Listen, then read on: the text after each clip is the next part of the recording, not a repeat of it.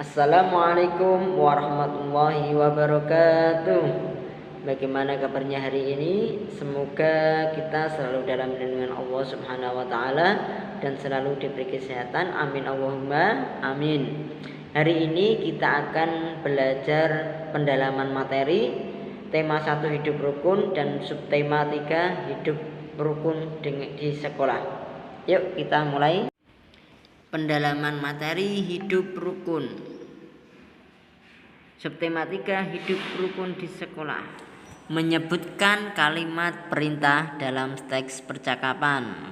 Kalimat perintah digunakan untuk meminta orang lain melakukan sesuatu. Ciri-ciri kalimat perintah yaitu 1. Menggunakan akhiran lah atau kan. Yang kedua, akhir kalimat biasanya menggunakan tanda seru. Ya, yang satu menggunakan akhiran lah atau kan. Seperti contoh buanglah, itu contoh kalimat perintah. Dan kalimat perintah biasanya pada akhirnya ada tanda seru.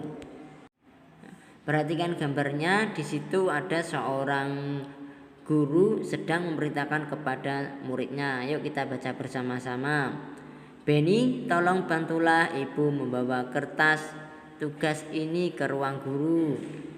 Benny menjawab, baik bu. Nah, di situ ada kalimat perintah. Tadi ciri-ciri kalimat perintah pertama yaitu ada kata lah di akhir kalimat. Ya, di situ apa kata yang ada kalahnya? Bantulah. Nah, bantulah itu adalah contoh kalimat perintah.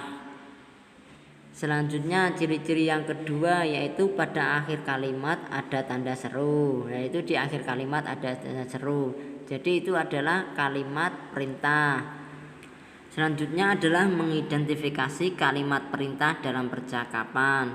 Kalimat perintah sering diucapkan dalam percakapan sehari-hari. Perintah dalam percakapan memiliki arti yang berbeda-beda. Nah, tadi ada percakapan seorang bu guru, sekarang percakapan pak guru. Yuk kita baca. Sebelum ujian simpanlah buku catatan di dalam tas. Anak-anak menjawab, baik pak guru. Nah, di situ manakah kalimat perintah dalam percakapan pak guru dan siswa? Ayo, mana kalimat perintah itu adalah ada di kata simpanlah. Tadi ciri-cirinya yaitu ada kata akhiran lah dan di akhirnya ada tanda seru. Kalimat perintah sering diucapkan pada kegiatan sekolah. Ya, contoh-contohnya yaitu 1. Lakukan upacara bendera dengan tertib. Nah, itu perintahnya apa? Lakukan. Yang kedua, luruskan barisan. Yaitu luruskan adalah kalimat perintah. Selanjutnya contoh lain yaitu berdoalah sebelum kalian memulai pelajaran. Itu termasuk kalimat perintah. Tadi ada apa saja? Lakukan. Yang kedua luruskan. Yang terakhir yaitu berdoalah sebelum kalian belajar. Selanjutnya adalah mata pelajaran PPKN, yaitu menyebutkan pengamalan sila pertama Pancasila di sekolah.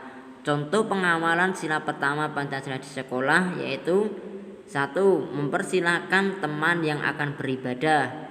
Yang kedua ada berdoa bersama sebelum belajar di kelas. Nah, itu yang nomor 1 mempersilahkan teman yang akan beribadah saat kalian bermain di lingkungan sekolah. Apabila ada teman kalian yang mau melaksanakan ibadah, ya kalian harus mempersilahkan. Yang kedua adalah berdoa bersama sebelum belajar di kelasnya. Kalian sebelum memulai pelajaran di kelas, alangkah baiknya kalian ya berdoa dulu kepada Allah Subhanahu wa taala agar saat proses pembelajaran ilmu yang kalian terima besok kalian bisa bermanfaat dan bisa berguna bagi diri kalian sendiri dan bagi orang lain yang ada di sekitar kalian. Nah, itu adalah contoh pengamalan sila pertama Pancasila di sekolah. Selanjutnya adalah menyebutkan pengamalan sila kedua di sekolah. Sila kedua Pancasila apa? Yuk kita baca bersama-sama. Kemanusiaan yang adil dan beradab, yaitu adalah sila yang kedua. Contoh pengamalan sila yang kedua Pancasila di sekolah yaitu 1. Menggunakan bahasa yang santun saat berbicara dengan guru.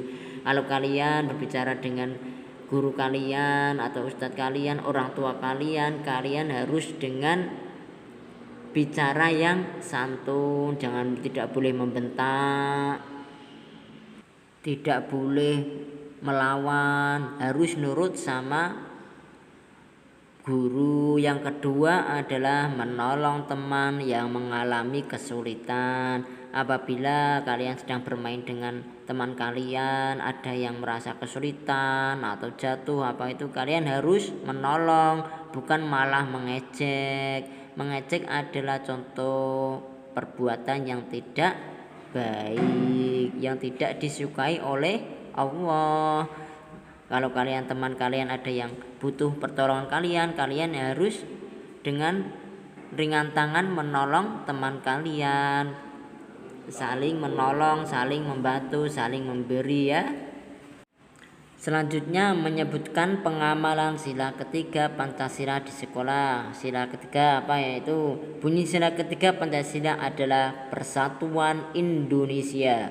Kita harus memiliki sikap bersatu tanpa saling membedakan satu sama lain ya.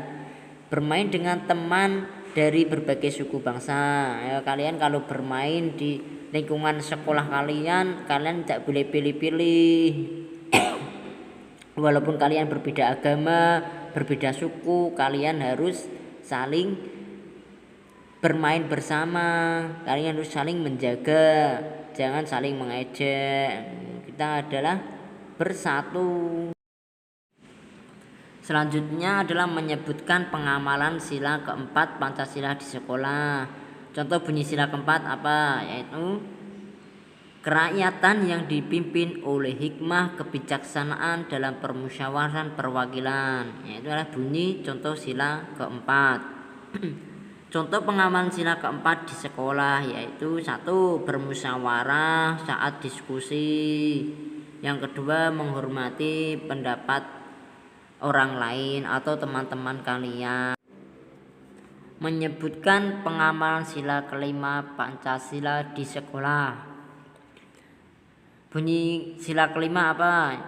Yuk kita baca bersama. 5. Keadilan sosial bagi seluruh rakyat Indonesia.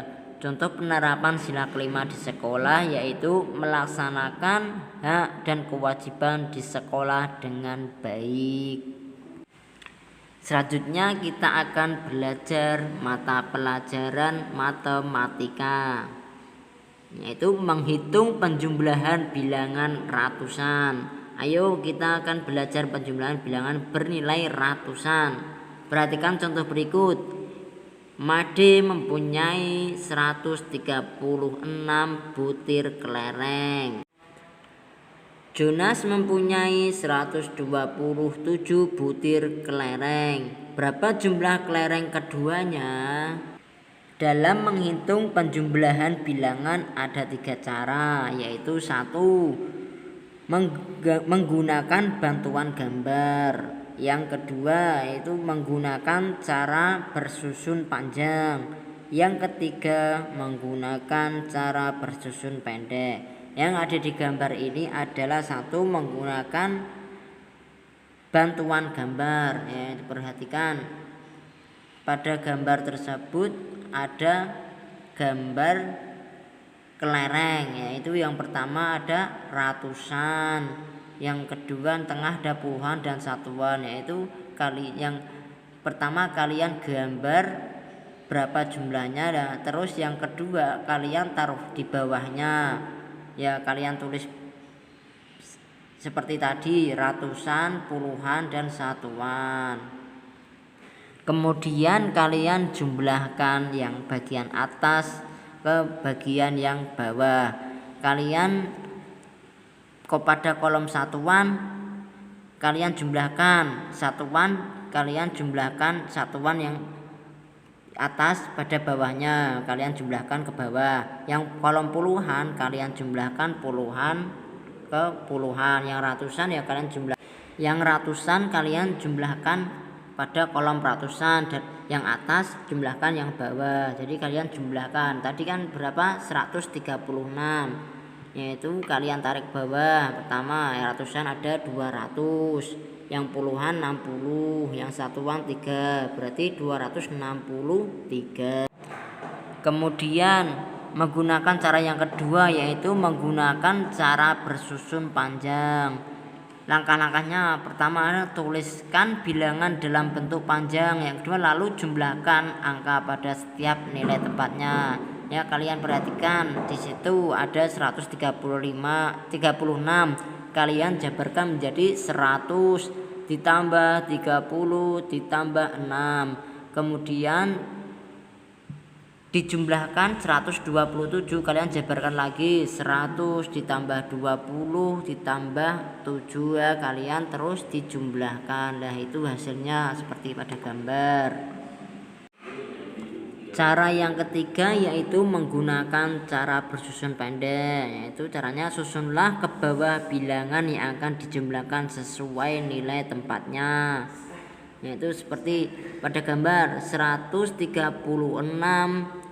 ditambah 127 digambar ke bawah, disusun ke bawah, lalu kalian jumlahkan satuan, dijumlahkan satuan. 6 ditambah 7 berapa? 13. Nah, 13 kalian tulis 3, nah, simpan satunya dikasihkan ke puluhan. Nah, jumlah puluhan tadi kan 3 ditambah 2, nah tadi ada 1 simpanan berarti 6. Terus kalian jumlahkan ratusannya. Jumlah ratusan ada 1 dan 1 sama dengan 2, jadi kalian jumlahkan semua 263. Selanjutnya kita akan belajar mata pelajaran SBDP, yaitu judulnya menggambar imajinatif. Ya, silakan kalian baca bersama-sama dengan Pak Guru ya. Kalau Pak Guru membaca, kalian juga membaca ya. Yuk kita baca bersama-sama. Gambar dibuat dengan coretan alat tulis pada media gambar. Yang pertama itu menggambar imajinatif, yaitu gambar dibuat dengan coretan alat tulis pada media gambar. Yang kedua, media gambar dapat berupa kertas, daun, kain, atau papan. Yang selanjutnya, gambar dapat diwarnai dengan pensil warna, krayon, atau spidol warna dan sebagainya. Selanjutnya adalah menggambar dapat dilakukan dengan mengamati objek secara langsung atau membayangkannya. Caranya adalah menggambar dengan cara membayangkan atau menghayal disebut menggambar imajinatif. Selanjutnya adalah kita latihan menggambar. Sebelum kalian menggambar, kalian adalah membuat sketsa gambar terlebih dahulu. Yang pertama adalah sketsa adalah rancangan gambar berupa garis. Sketsa dapat digambar dengan menggunakan berbagai garis. Perhatikan macam-macam garis berikut ya, perhatikan pada gambar tersebut. Pertama ada garis lurus, yaitu ada yang lurus ke atas, garis horizontal, ada yang vertikal, ada yang miring, itu garis lurus. Yang kedua ada garis lengkung, ada garis zigzag, garis spiral, dan garis gelombang. Ayo kita membuat sketsa di kertas gambarmu. Ikutilah sesuai tahapan berikut. Tahapan 1 yaitu seperti ada garis lengkung. Tahap kedua garis lengkung ke bawah. Kalian perhatikan tahap-tahap yang ada di gambar tersebut, terus kalian contoh ya. Ya, kalau kalian sudah jadi sketsanya, Nah, terus kalian warnai menggunakan spidol, krayon, cat air dan lain-lain ya. Ya, cukup sekian dari penjelasan Bapak Thorik ya. Tetap semangat belajar dari rumah, jaga kesehatan. Wassalamualaikum warahmatullahi wabarakatuh.